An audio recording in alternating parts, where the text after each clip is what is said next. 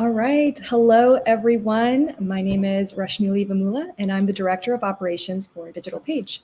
So I'm excited to introduce our last panel discussion for today, featuring powerhouse women from Capgemini who are leaders within their space.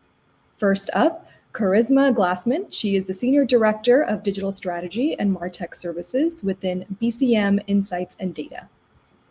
Next, Connie Bonello. She's a Senior Director within Canada Leader Insights and Data Financial Services. And finally, Wallis Chan. She is Senior Director, Global Head of DLT Digital Asset and Metaverse within Insights and Data. Moderating this discussion is Raylan Soriano. She is a data engineer within Capgemini's Next Generation Talent Program. So some general housekeeping. If you have a question, please use the chat function. Our chat moderators will make sure to get to your questions during our audience Q&A. So without further ado, I'd like to pass it off to Raylan and everyone to get started. Hello, everyone. Thank you so much for joining. My name is Raylan Soriano. As mentioned earlier, I'm a data engineer in Capgemini. I recently started working here a few months ago. Currently working in machine learning and AI projects within the company. And I'm super stoked to be here with all these beautiful ladies and to moderate this panel. Again, if there's any questions, we're going to leave the last 10 to 15 minutes for a Q&A for everybody, for any questions the audience might have. And I think that with that being said, I believe it's time to get started. For our guest speakers, we have Connie Bonello, Wallis Chan, and Charisma Glassman. So thank you guys for joining. And I think to start off today, we could start off with an introduction of who you guys are and what you guys do so the audience get to know you. So I could start it off with Connie, a little introduction of yourself. About me? So hi, I'm Connie Bonello. I'm here in Toronto, Canada.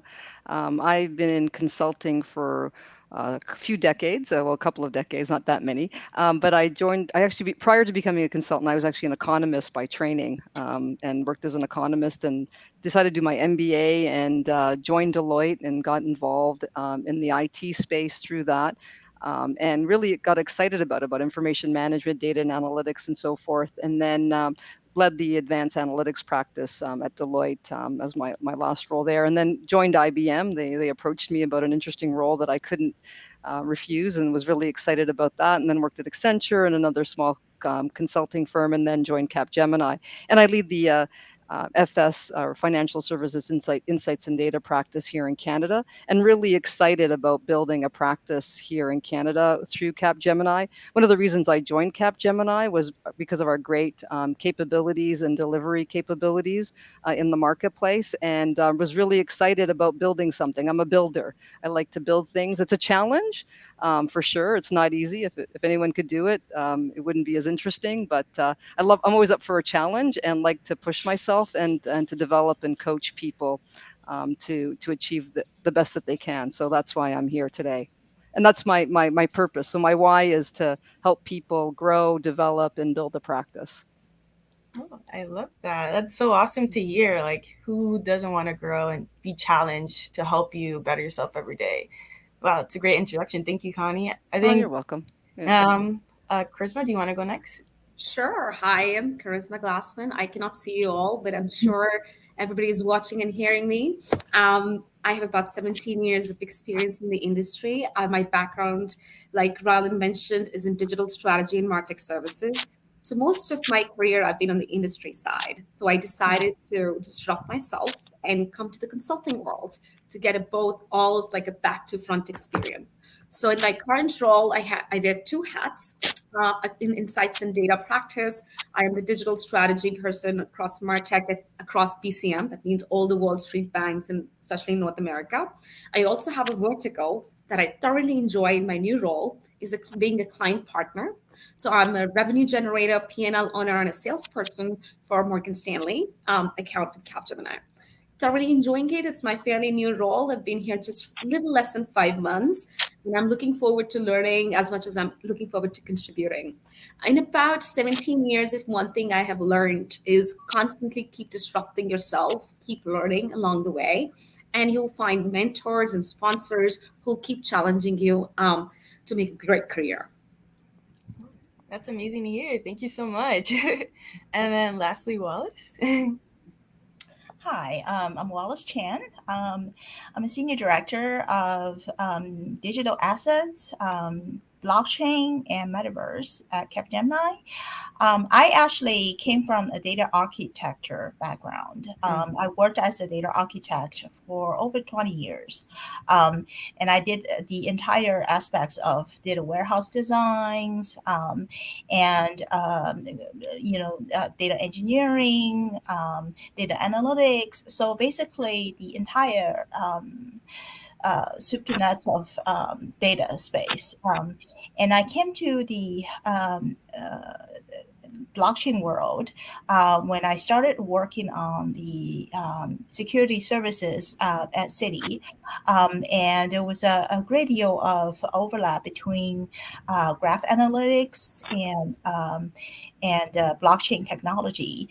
And that's when I got interested in it. And since coming to Capgemini, I certainly had a lot more opportunities to help our clients digitize their assets into tokens where they can trade and capitalize on a whole new digital blockchain economics.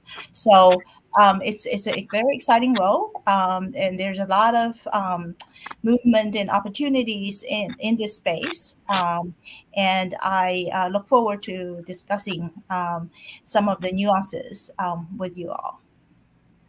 Yeah, thank you. I think I'm going to ask this first question to you because since we're getting to know everybody and everybody's background, and you've been in this industry for a while and you've seen a lot of change. My first question is, how has the industry changed within the past 5 years? What do you think it's going to happen in the next 5 to 10 years?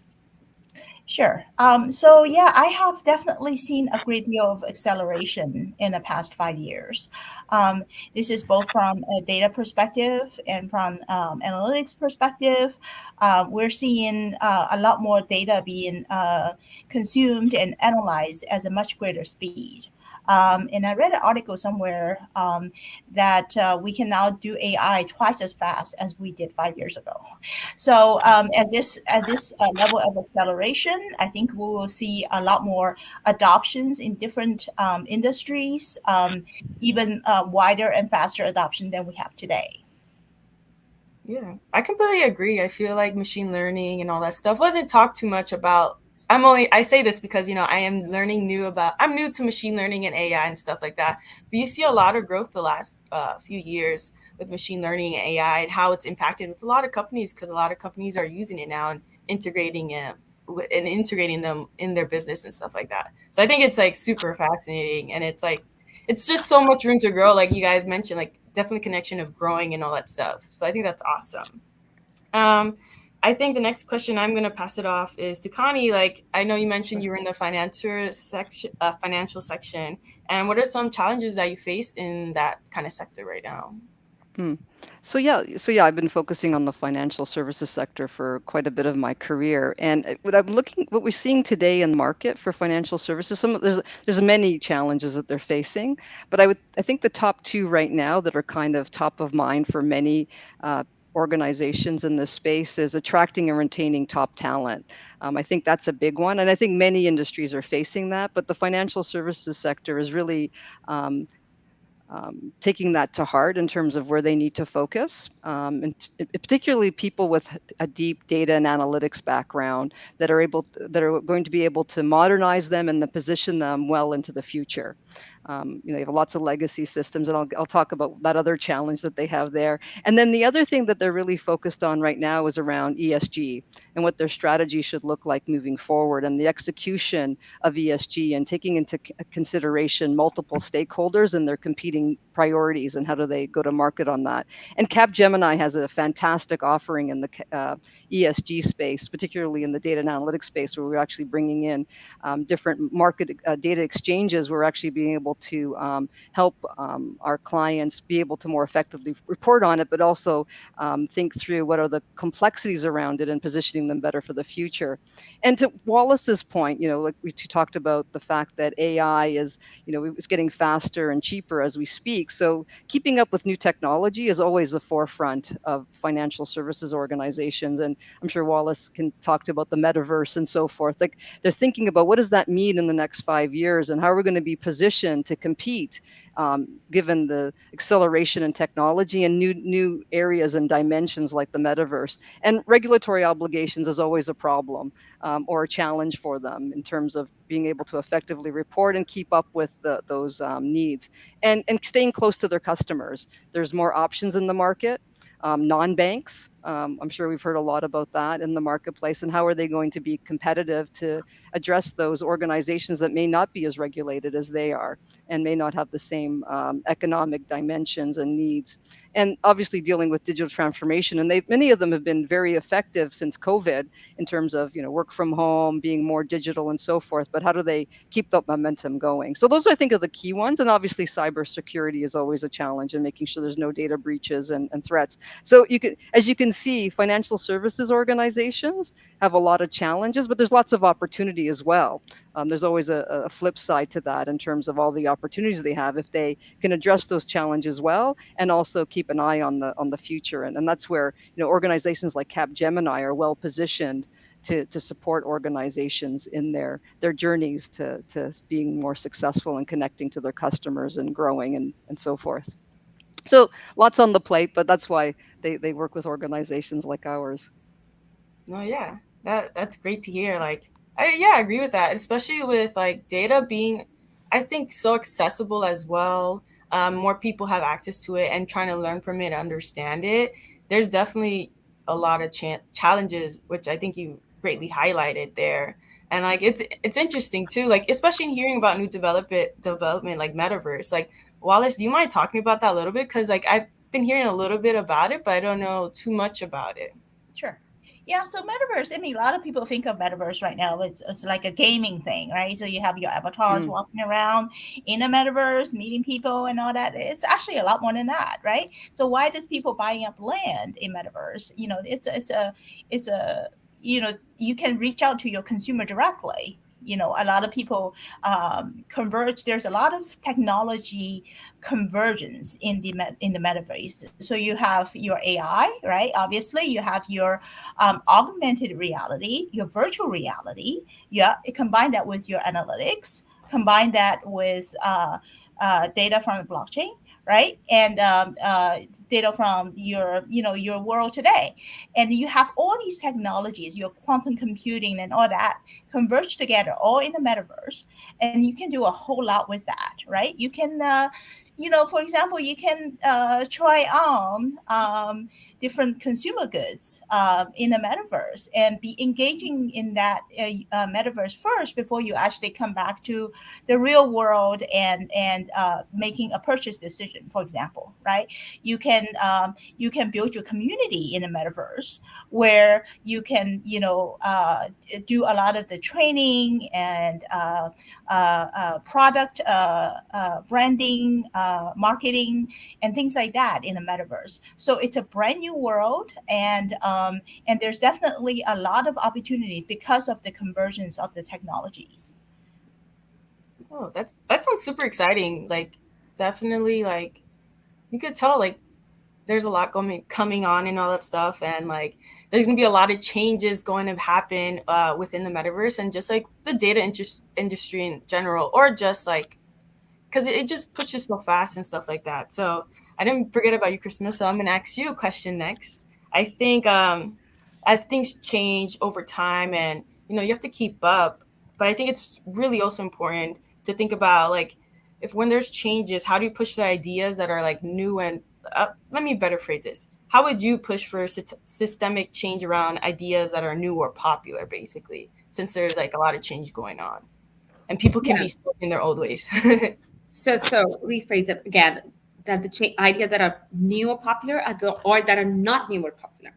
Like, how do you like advocate for new change in a system where ideas are so set in place, and that my people not want to change because of that. Like they might be so used to their old ways. They're like, why should we push for a change? Where something like around those lines.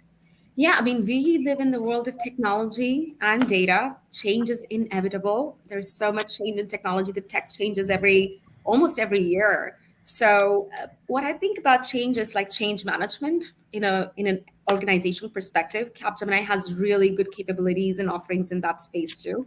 So it is just really not about what's the new data tech or what's a tech in general. It's about a holistic change, people, processes, and technology, and how do you bring the people and organization along with. So there is always a method to the madness. How would you execute that? Is about consensus building and education.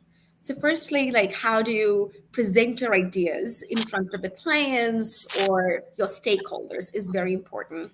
So what is the need and why the change is important? The explanation of the why is super important, and that should be covered with the data points.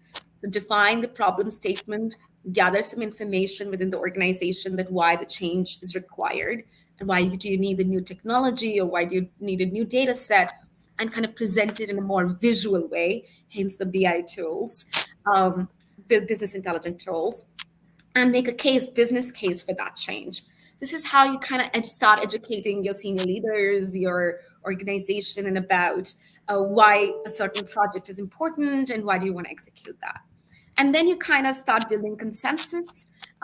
Sometimes the way I build consensus is not just by boiling the ocean and going into a large room and start presenting something. So kind of identify your decision making unit, who are the key influencers in the organization, who are the decision makers, and kind of take a very strategic approach in how do you want to present those ideas before you take it to a larger group. That's a really good point. Yeah. Start off small and then go bigger for like change. Yeah, because you always want to hear any criticism or any like doubts, just some good feedback and stuff like that from people starting off small and then go big. Yeah. And with that feedback loop, I think it helps you improvise your problem statement as well in your presentation and what you're trying to do before you expose it to a large audience. Yeah, that's true. Feedback is super important. Well, I have a question, I guess, regarding that too. Like, how do you take feedback? How do you really, sometimes you want good feedback that's not like too hurtful and stuff. How do you deal with like feedback that might be like, a little bit like too much and stuff like that? Absolutely. To some of our participants, I highly recommend HBR. There's some really good articles in people management, how to receive feedback and how to give feedback. As we become people managers, and I'm sure all of us want to aspire to become one that in some form or the other, giving feedback is very important. The way you give feedback is just not about to criticize someone or being critical about it, is to help that person grow and improvise in their careers or their professional nature. And to your question about the received feedback, is always about internalizing it. I've seen sometimes in the beginning, I would receive feedback and I'll start giving rebuttals. And then over the time, I realized that, hey, if my manager or my peers are giving some feedback, it just shouldn't always be positive. It could be constructive sometimes, which is great because it has helped me grow over the years.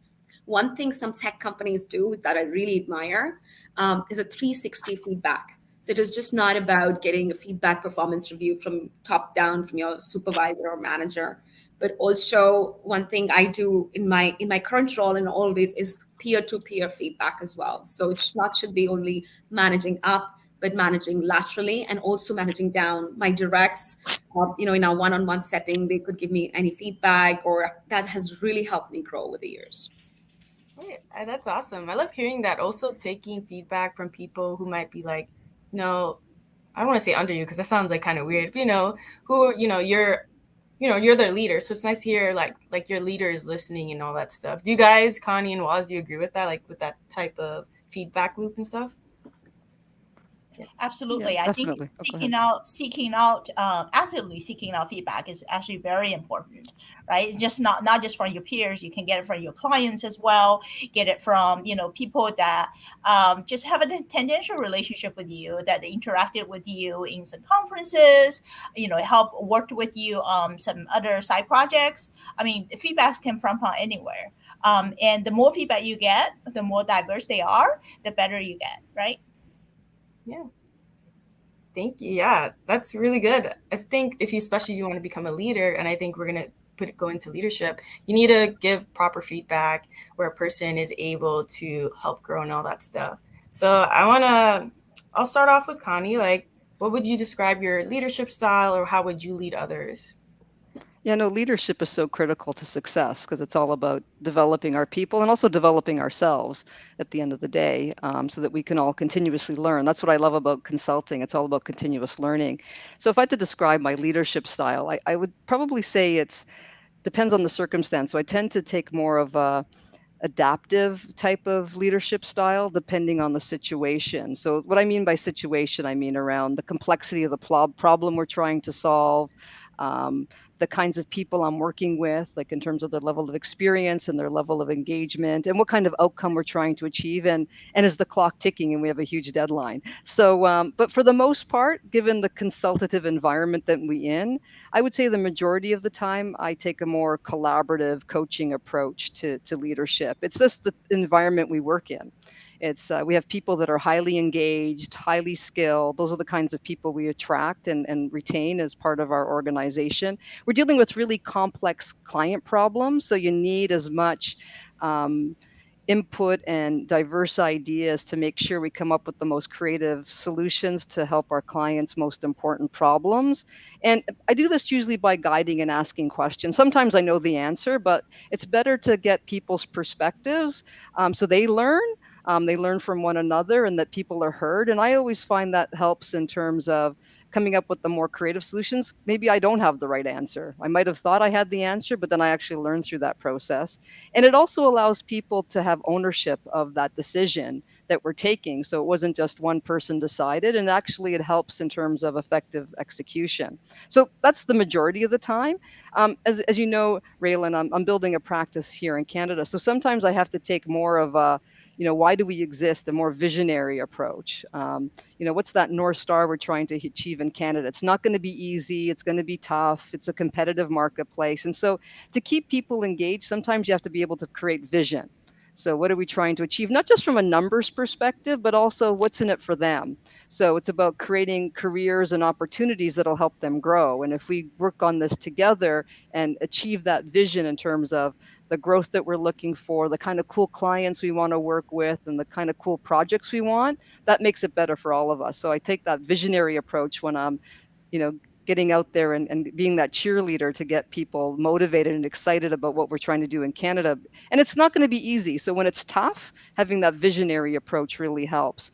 And then there's other times I'm working with really, engaged, serious, experienced people. I can take a delicate approach. Like I can delegate the work to them. They get the work done. I know they're confident. They can get it done. If they have any questions, they'll come to me, and I know they've done it before, and can achieve it. So those are the kinds of styles I typically take, in terms of working and leadership style, and also helps develop other people as leaders, because I think that's what we're in the business of, is Right. helping other people become leaders so that they can be more empowered to serve our clients more effectively. So hopefully that answers your question, Raylan.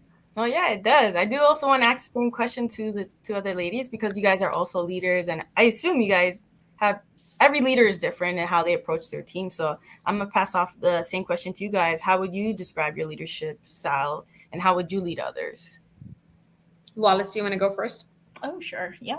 So, very much like what Connie said, right? You want to be attached to the leaders that are um, that would looking to cultivate your talent, right? You want to be able to try new things and having a safe space to try it in, right?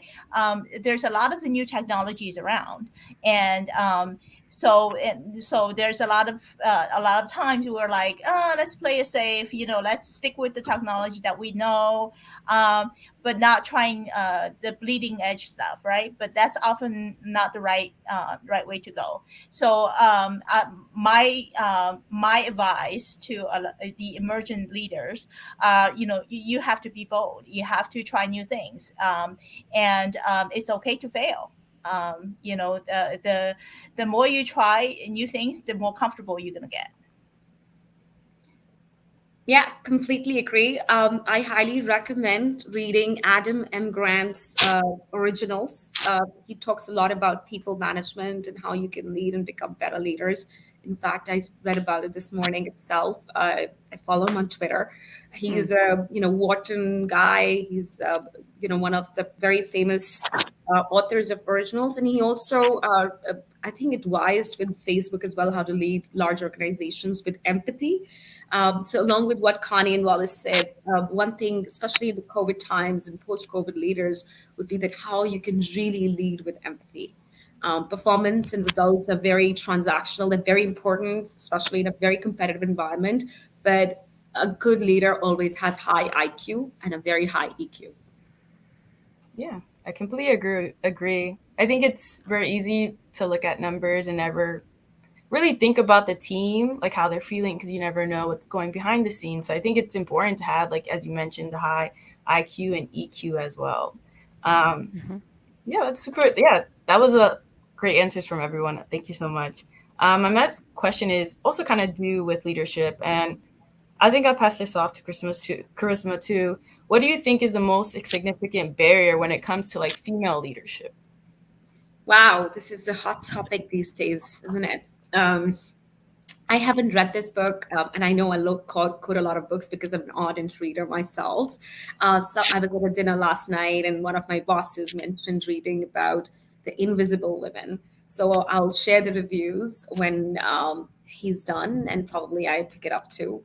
But yeah, one of the most significant barriers that women in women's leadership is themselves, is not thinking that you can do it. I mean, there is nothing stopping you. Disrupt yourself, get up, go, achieve, be passionate, and be very convicted about that you can. There is no glass ceiling, really. So I'm very passionate about mentoring and, learning new things, as you must have perceived by now. If women, there is no women, men. If you are in this professional world, you really can achieve whatever you can think of and dream big. Thank you. I couldn't agree more. Yeah. Yeah. I mean, nobody will help you, but nobody can stop you either. Right?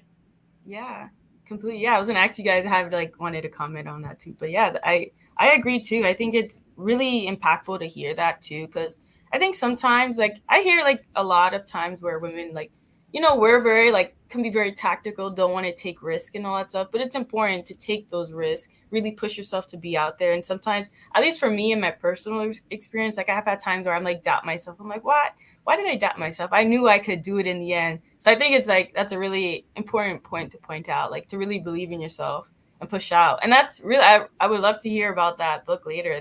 It's called The Invisible Woman. Yes. Yeah, and it was written by Amanda.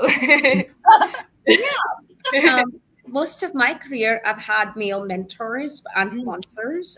So it's good to have he for she as well. So one of my bosses is a he for she, and he's been reading about that. Oh, I like that though. Like he's like very open and is willing to learn and all that stuff. Yeah. But yeah. Anyways, I think my next question, I'll pass it off to Wallis. What advice would you give to the next generation of female leaders? And how would you navigate like power structures early versus later into the career when you have like a more like a leadership role? Like, for example, for me, I just started. What advice would you give like for like future leadership too and stuff like that? Yeah, absolutely. So I think the biggest thing I would give to my younger self is that start with the problem. Start with why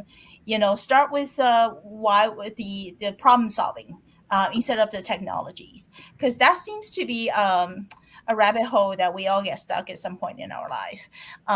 We focus on what new technology I can apply. I'm looking for a problem to solve, but a lot of times the problems are all around you, and there's a different way to solve the problem. And the newest technology often is not the most efficient way to do things. So you got to look for what the imbalances are a lot in between these problems, and figure out what's the most efficient way is to solve those problems with different technologies that you have, and be bold to explore new options to solve these problems.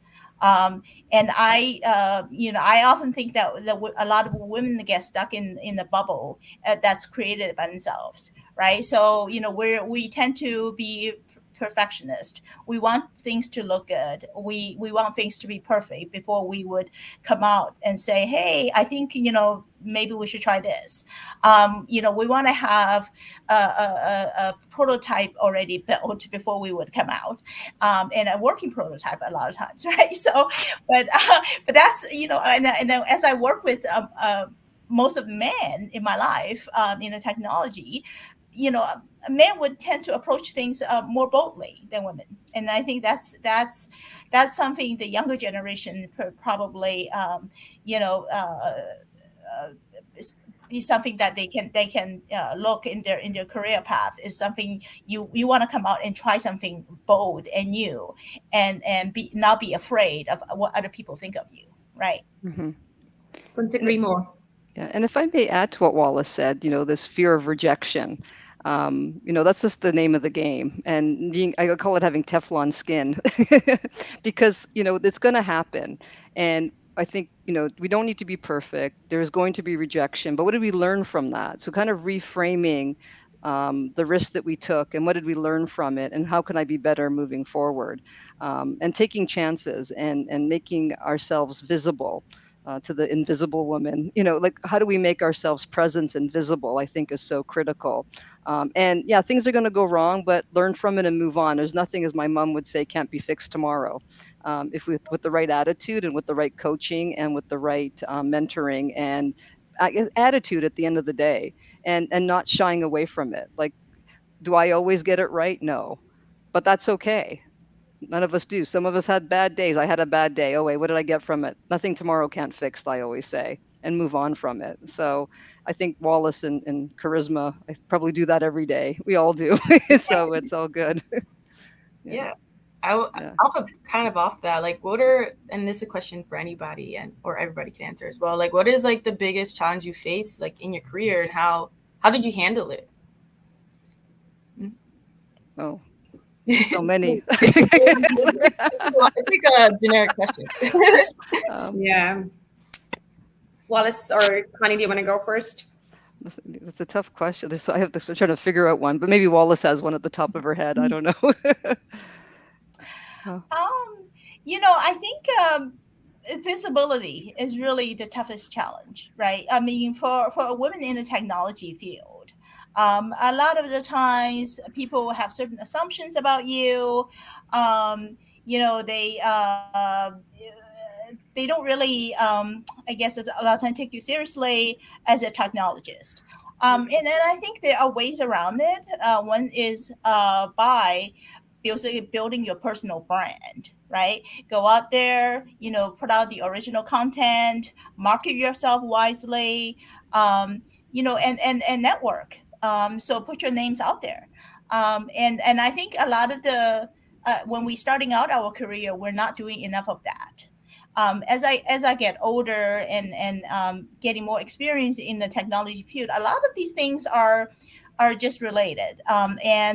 You think something is new, it's really not all that new. So as you have exposure to more and more different technologies, you tend to learn much faster and pick up things easier as well. So. Mm-hmm. Connie, do you remember? Yeah, so I think my and this is a personal internal challenge rather than an external one. I think I was always looking and asking for permission. So I think that was my biggest challenge in my career. And I think, as Wallace said, what would I tell my younger self is like, why was I always looking to ask for permission to do something as opposed to just going and doing it? And that probably had the biggest limitation for me, because I had a lot of people like that believed in me, but I don't think I had the same level of belief in myself earlier in my career. And we all have that challenge, like no one's perfect. So I think that was the biggest challenge for me was like, yeah, I can do this and I don't need to ask permission. I'll just go do it. And if someone has a problem with it, they can come talk to me. There you go. Yep. I like that. Self-belief is very important. I think I have Yeah. similar thoughts as both Wallis and Connie, but I would like to expand on what Wallis said. Especially in women in tech, we're definitely outnumbered by a large degree. Typically, it's not even sometimes 30% diversity ratio is considered a very good ratio. That means 30 women versus 100 guys. So that is 30 women in 100 population with 70 people. So that is not a great D&I ratio, according to me, but that is celebrated as success. So the way you overcome that is to hire more women. So make sure that more and more women are entering technology, kind of getting educated. Also, you know, just be cognizant of your hiring decisions and make sure you give more opportunities to women in tech. Yeah, I Mhm. completely agree. I think could get overwhelming. Like I was a math degree in college, and like a lot of it was kind of like more like male. It was more of a male dominated classroom and all that stuff. But it's always nice to have and hear from perspective from other women, especially from you guys giving your feedback. It's always nice to hear that and to know like if anything happens, you're not alone and there's somebody there to support you on the way and stuff like that. So yeah, that's like thank you for those answers. Even though like that was a tough question I asked you guys, so thank you for those awesome Oh, it's answers. okay. We like the tough questions. It's all good, Raylan. Yeah, it's all good. I think my next question I'm gonna pass it back to Charisma is like, what do you think it's kind of related as well, but what do you think it's important for women to join? Why do you think it's important for women to join the tech field? Oh, very important. I mean, I'm a huge believer of heterogeneous teams. So it's just not about you hiring a person like yourself. Just when you take hiring decisions or when you form teams or organizations or companies, whatever you're responsible for, make sure you're not in an echo chamber. So if you're hiring the same kind of people, like you will not be able to get a diverse perspective to what Connie mentioned before earlier in the conversation. So that's why it's very important for more and more women to come in that field because we bring in a very diverse perspective. We look at things very differently. And especially in technology, we can get a little creative, a little functional, and with a different background. I completely agree. I think I've heard studies where like sometimes or not even studies where you don't think about the other side. Like for example, like in a male perspective, a male might think one way, but as a woman you might think another way. So I think it's really important to have even diverse when it comes to culturally understanding one another, and things like that. And hopefully there's like, I don't know, have you guys seen any change over the last years that there's been a push of like more diverseness, more inclusion in the tech and even regards as women?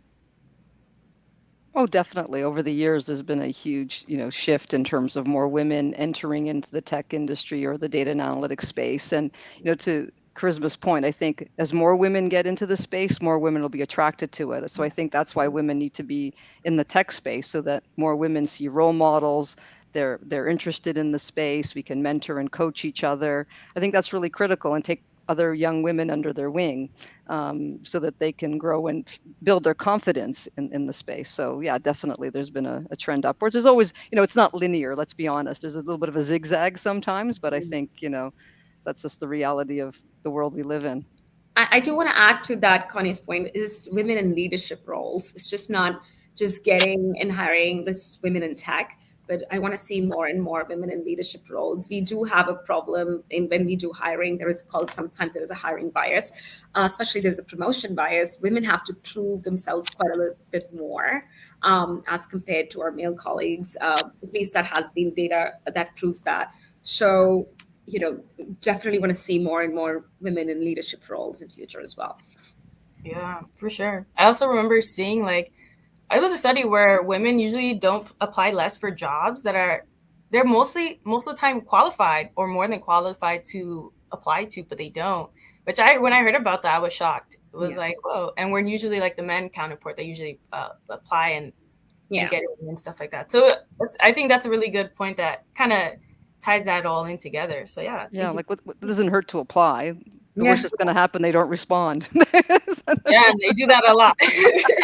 And that happens to everyone, so it's all good. That's the worst that's going to happen. I think this goes like to the same mentality. I was talking about building a prototype, right? Women wants to build a prototype that's like almost perfect, right? And then it's like, yeah, it works. Okay. What's the worst that could happen? It's a prototype. It's all good. Yeah. Okay. Thank you so much. For the next question, I think I pass it off to Connie. How to be more confident when speaking up or presenting as a woman? Well, we all get nervous, right? Like I think was it the one thing that people fear more than death is public speaking. I don't know if that's true, but I've heard it a number of times. We all get nervous, and it's just natural. So it's for me, and it makes us feel vulnerable. Like we're it's about self-expression and what are people going to say about us, and judge us and all this kind of stuff that happens. So it gets a bit scary. And I'm an introvert. I know it's hard to believe, but I am. And but I've had to train myself over the years to feel comfortable with the speaking and speaking up. My natural tendency is to be actually quiet and and thinking through a problem on my own. But I had to do a lot of public speaking. I got into consulting. From being an economist, where I was just doing my analysis off with my off my desk, and then I had to realize I had this public speak. So what I realized that made me feel more confident was that preparation, like knowing my topic, what's my main messages, being clear and concise on what I want to say, know my content. But you don't need to be a perfectionist, but know what you want to say and what are the three main points that you really want to communicate, and know your audience, what's important to them, so that they're engaged in the whole process, and rehearse. I don't believe in the winging it. I don't believe that people think they do a good job when they wing it, but are they really? Because you really need to know what your content is and be yourself and figure out your own self-expression, know your value. Because once you know the value you bring, you feel more comfortable with it and kind of go with the flow. And being authentic. Like I think that's even a point around leadership, being authentic and being an authentic leader. People know when you're being honest and authentic and coming from your heart, versus your mind. And there's different ways that you can build your confidence and practice. Like there's Toastmasters and so forth. And I'll just share with you a personal story. When I was earlier in my career, and I had to speak at a Women of Distinction award event here in Toronto, and there was thousands of people in the audience, and I was like, okay, I'm okay doing a presentation with people in a room, like maybe a handful of people, with my PowerPoint and that type of thing, but then having to speak to over 1,000 people. And how do I do that? And so my mentor said, okay, we'll get you a coach. So I did like an 8-week, 1 hour a day coaching session with them. I was prepared. I was ready to go. I was really pumped up. I get up on the stage and I stand at the podium. And there's one thing I wasn't prepared for. Because there was 1,000 people in the room, it was a huge space. There was big TV screens of images of me up on the stage. And it completely freaked me out. I was just like, oh my God. So then one of the things I learned was make contact with the audience. So I ignored the TV screens, made contact with people that I could see at the front of the dinner, and then to start in my presentation. But these things happen. So how do you prepare for it? Because I was prepared and I knew what to do to re-engage with myself, and then was able to speak. So yeah, prepare, train, get coaching, be yourself, make sure you know your content, know your audience, and that really helps. And the more you do it, the more comfortable you'll feel. But even to this day, I still get nervous, but you just kind of go with it and feel your confidence. And once you get going, it's a lot of fun. So have some fun with it too. There you go. I love that. No, I agree. I think that's for sure. Someone told me too, like to make sure to practice when presenting and all that stuff. Because once you get practice, it becomes a habit. You get used to that habit. So it's just easier and it's less stressful to think about. Like you just already know, I'm going to say this. Hi, my name is Raylan and all that stuff. So yeah. Good for you. Well, look, you're doing this today. Good for you. Well done. Yeah, I'm pushing myself like you guys do. I'm pushing myself to do this. But thank you. Yeah. That was a great answer. Do you guys, I don't know if you guys also want to add to Charisma and Wallis, again, feel free if you guys want to add it to that point as well. Sure. I'll say something incremental. I completely agree with whatever Connie said. I would say that keep it concise and structured. Whatever your format is, like, whether you're speaking freely in front of an audience, it's a presentation, or the Amazon way of writing a 6-pager or now 2-pagers, whatever that is. So understand the format, connect with the audience, and whatever Connie said, but also be concise and very specific. That is your messaging being clearly and effectively communicated to that audience. And always in the end, recap, because people forget what you just spoke. Some leaders are very charismatic in their way of speaking, so people are looking at their charisma and not really paying attention to the content. So make sure you like hone in on the stress points and recap at the end. Thank you. Yeah, that's great advice. Thank you so much. Okay, I think I'm gonna pass this question off to Wallis. And I think this might be our last because it's already we have like less than 15 minutes left. Wallis, the question is, what has helped you get to where you are, and what advice would you give to others who want to set like the similar direction? Absolutely. Yeah. So I think what really helped me to have this long career in technology is not be afraid to try things. I have always care little about what other people think of me or what my path would look like. I mean, basically, you do you, right? I mean, this is really it. Whatever excites you, whatever your passion is, you should pursue it. It doesn't matter whether people think, oh yeah, most of the people doing blockchain are men. Well, that's not true, actually. Right now, I mean, they're like, its ratio is about 30% women and 70% men. We would like to change that to 50-50, right? So, I mean, there are things that you feel passionate about, that you're interested in, go for it. I love that. Yeah. Do you guys have any like last second advice you guys want to send out before we go to the Q&A? I would say to this question, particularly with what Wallis said, find good sponsors and mentors and understand the difference between the two. A lot of time we confuse mentors as our sponsors. They're two different people. And over the years, I've realized that, hey, my mentors were not my sponsors, and I have to find sponsors in the organization. Over the years, I've had different career paths. I've worked in different industries. I have a very different flavor, a 360 view of corporate American life, and I'm very proud of it. So it's just not financial services, just not technology. It's retail, e-commerce, working across APAC, Europe, North America, and people who have believed in my capabilities. And when you become leaders, hire on based of future talent and not because of what somebody has done in the past. So having some experience in the area is great, but always look what is the potential of this person and what they can do. People who have hired me, I've been very fortunate, have looked at what I can do and make magic in future rather than what I have done in the past. Mm-hmm. Yeah. And I would say like continually reinvent yourself, especially if you want a career in consulting. Things are changing constantly, especially in the technology space. I remember when I first joined the first consulting firm I worked with years ago, I said, well, I don't know IT. I'm an economist by background. I have an MBA. He goes, it doesn't matter about the technology, Connie. You'll learn that because it's changing every 6 months anyway. We're looking for your way of thinking and questioning and strategic approach and your ambition and your drive. They were hiring for talent. And then, the specifics, they said, you can learn that. And it's true. I've been constantly reinventing ourselves. I'm sure if you asked Wallis 10 years ago about the metaverse, she probably go, no one talked about it, right? Like it's even probably 18 months ago, right? Like how many people had it on their radar? Now it's in every publication. So those are the kinds of things to think about, and just continually be aware. And Charisma said she reads a lot, so read. I think all the big minds of the world read across all topics. So And listen to podcasts. Yeah. Yeah, there you go. There's different ways of capturing information for sure. Yeah. Well, thank you so much for your answers. I think we're gonna go to Q&A now. I don't know if I was gonna be moderating the Q&A, but I could check out the questions. I see some of them. Oh, Rishmeli's here. Hey, I'm happy to jump in for the Q&A.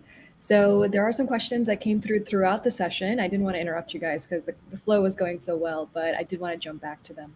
One came in earlier during the topic of feedback. I'll show it on the screen here.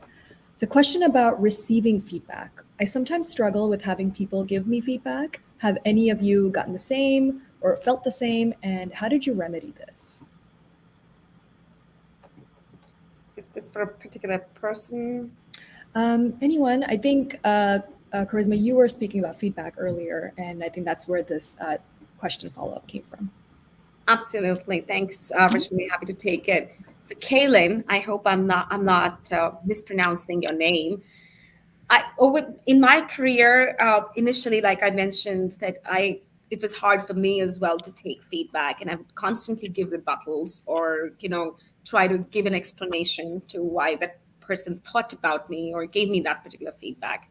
But then the way I have learned to internalize it is to kind of listen to what person is saying, and just without any bias, internalize it. Take a day or two and say, hey, where is this person coming from and why they're particularly saying what they're saying?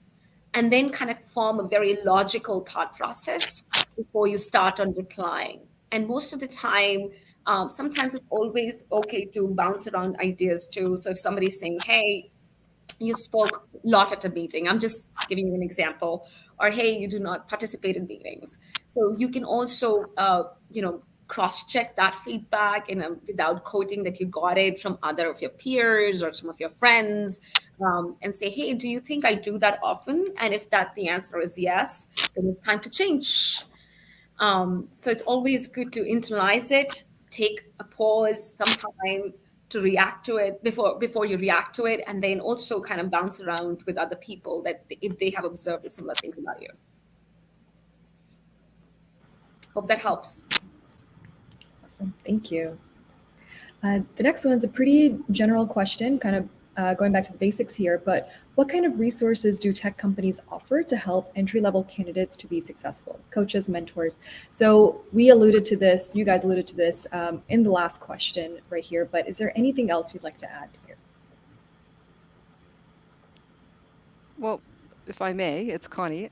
So what we do typically when people are new to our industry or entry level into our organization, we actually have an actual structured program where there's a boot camp and a training that they undertake in terms of certain technologies, what it means to be a consultant, how to interact with clients. So there's a broad based approach to training. So that's just the initial piece of it. And then we also have a buddy system. So someone who's maybe been in the industry for 3 years or so works with them, helps them with understanding how things operate, helping them with the latest technologies, how to interact with clients, where to find things, all of those kinds of things. This is part of that orientation piece.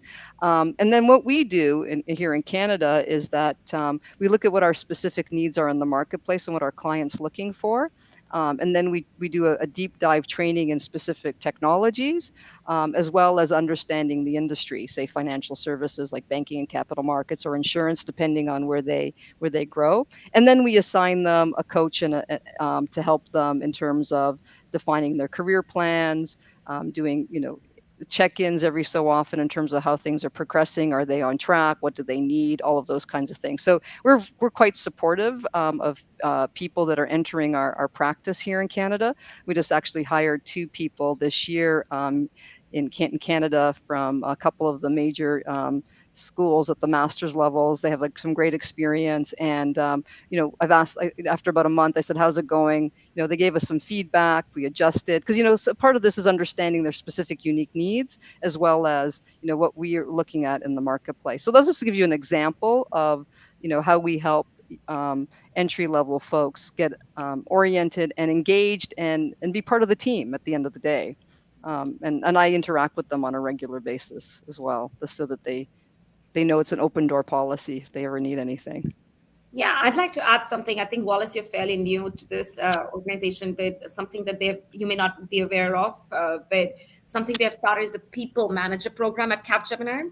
So not only one person by mandate has to have at least 4 people reporting, which is not a reporting structure, or it's like a mentoring program. So now everybody needs to have a people manager, which is not a direct supervisor.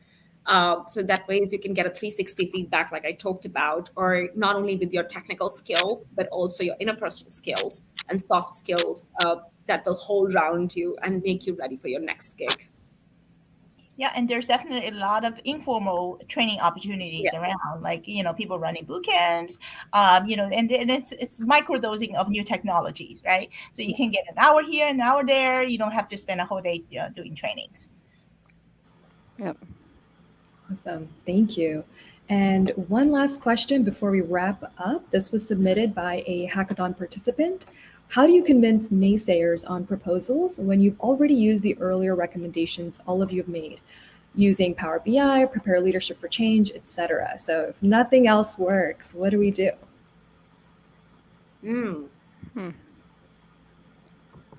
Well, I think you need to understand their objections.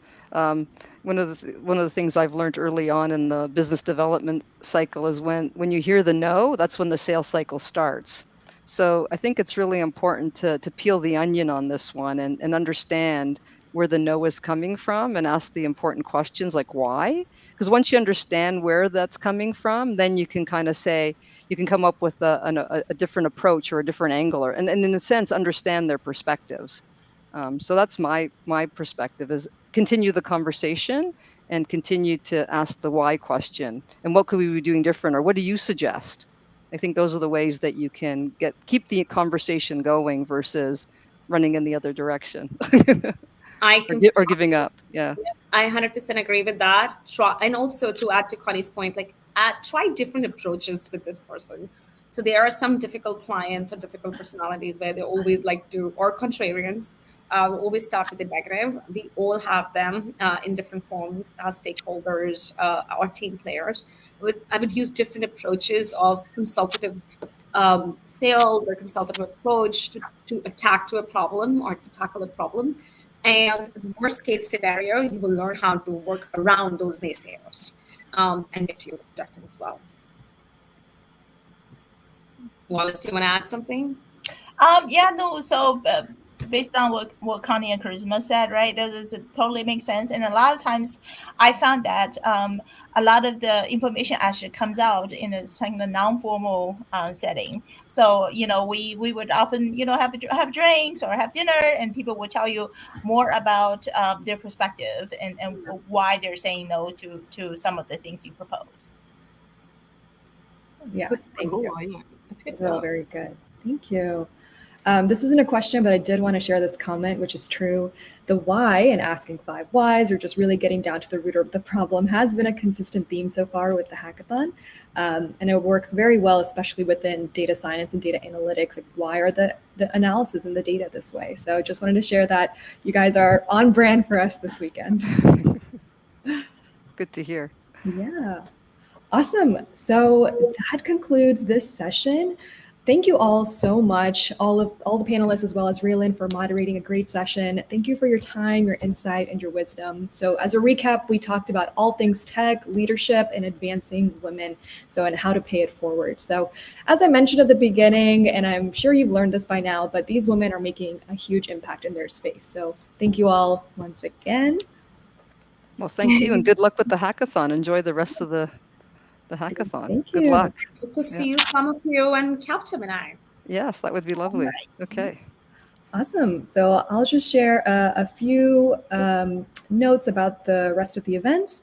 So this concludes our panels and workshops for today. So Hackers Challenge check-ins do start at 6 p.m. If you're working on a solution, take advantage of this one-on-one time with one of our volunteer mentors. They will be able to guide you with your design, your idea, and flesh out anything that you have. So make sure to register, though, for a slot, and you can do so on the Inclusive Data Hackathon website. And as you already remember, you can find the full schedule of events on Discord, and make sure to use Discord. There's tons of channels in there if you have questions, and we're here to help you through this whole weekend. So that's it for today, and thank you so much.